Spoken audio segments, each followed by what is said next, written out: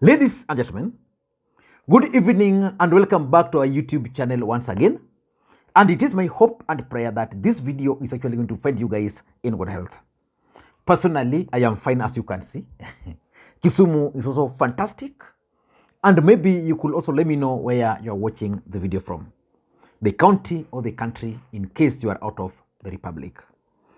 Ladies and gentlemen, this country of ours called Kenya should actually be disbanded and everybody given his share.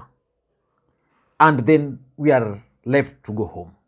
I'm saying this because if you were to divide this country and say I'm given a portion of it, I can sell that portion and then decide to go and stay in another banana republic, but not Kenya.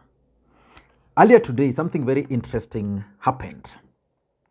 Ferdinand Waititu, who is the former Kiambu governor, was supposed to appear in court over some 588 million graft case. He did not appear in court. His lawyer appeared in court. And the lawyer informed the court that the former governor, Baba Yao, collapsed yesterday while at home and was rushed to hospital. And the court then proceeded with asking a few questions. Where are the documentations? The guy tells the court that there's no documentation, that he was just informed through a message. You know, you are representing me as your lawyer. I'm supposed to appear in court. Then you go to court that I'm sick, which is normal. Anybody can get sick. I'm not even disputing the fact that Waititu could be sick. Then it tells court that, you know, the guy collapsed yesterday, which is okay. Where are the documents? No documents. But it tells the court that Waititu is actually recovering. How many of you guys believe that Waititu is sick and that's the reason he could not appear in court? I know almost 80% of you will doubt Waititu's sickness, even if he was sick. And that's the problem. Then remember, this particular case, he was supposed to appear with the wife because they were charged together. Then the lawyer informs the court that the wife also cannot appear. Why? Because Waititu was taken to hospital yesterday, and the person with him in the hospital is the wife.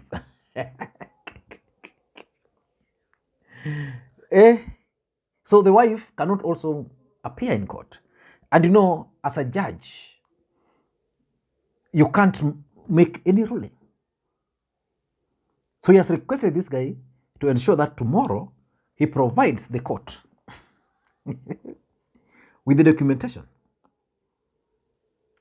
And we are in a country where we saw, for example, how the issue of Sakaja turned out. Tim's University, how it turned out. So I'm sure someone somewhere is already drafting medical report for Waititu, a medical doctor somewhere who is registered is already drafting medical report. And that's what the court will use, because the court cannot prove sickness and the court cannot doubt the professionalism of a medical doctor, and life will proceed. But the question is, why do you think Waititu got sick yesterday, assuming he was sick? That's what I want us to look at. Before we do that, for those who are watching this channel for the first time, please take a second or two, click that subscribe button so that next time you produce a video like this, YouTube will automatically notify you.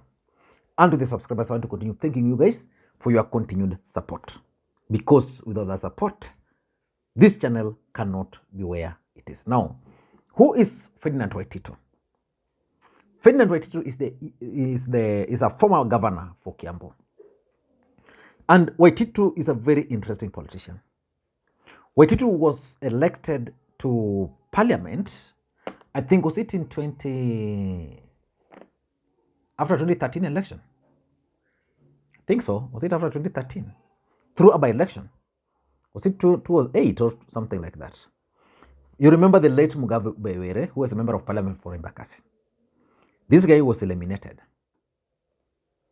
And fingers were pointing to Waititu. A by-election was occasioned, and that's how Waititu got elected.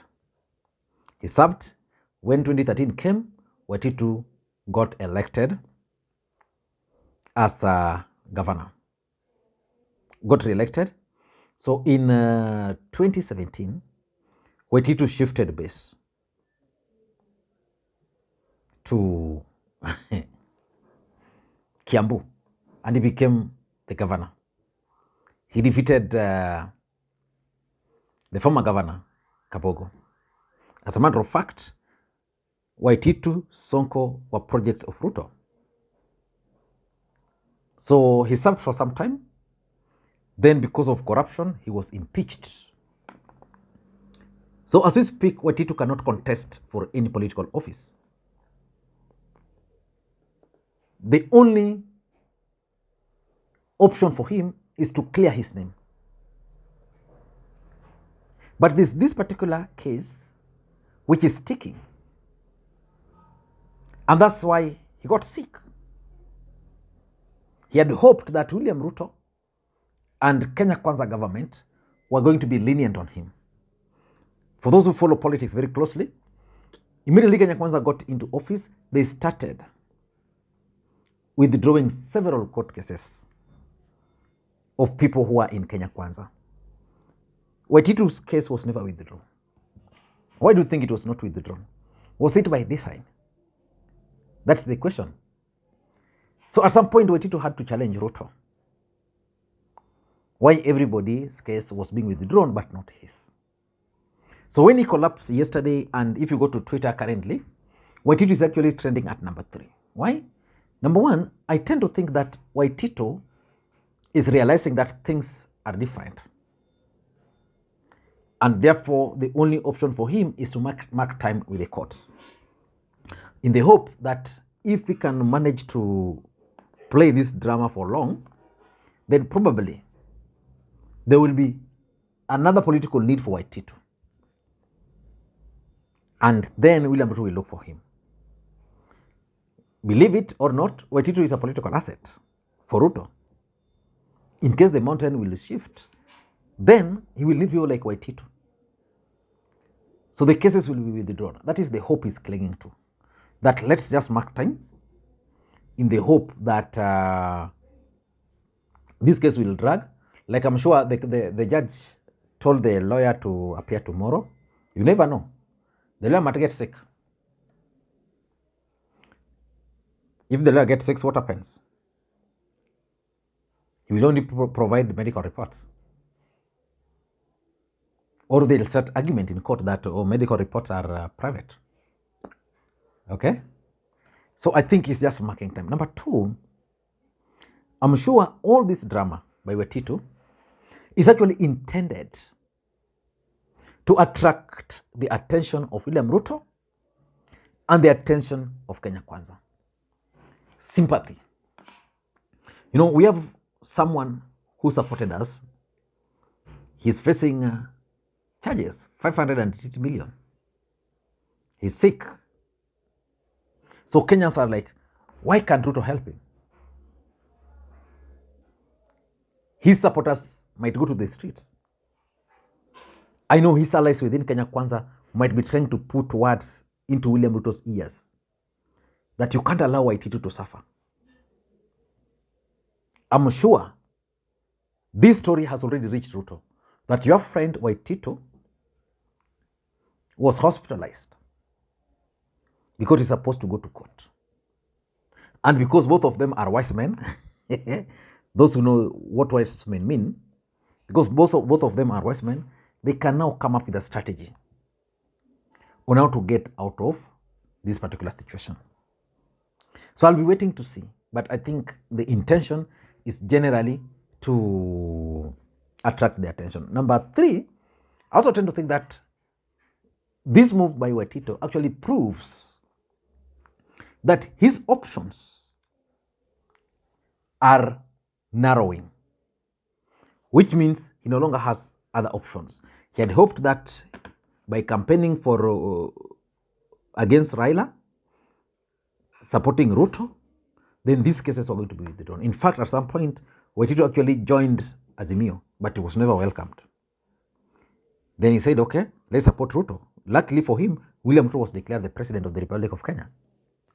So he had hoped the case was going to be dropped. That has not worked. So what option do you think Waititu has?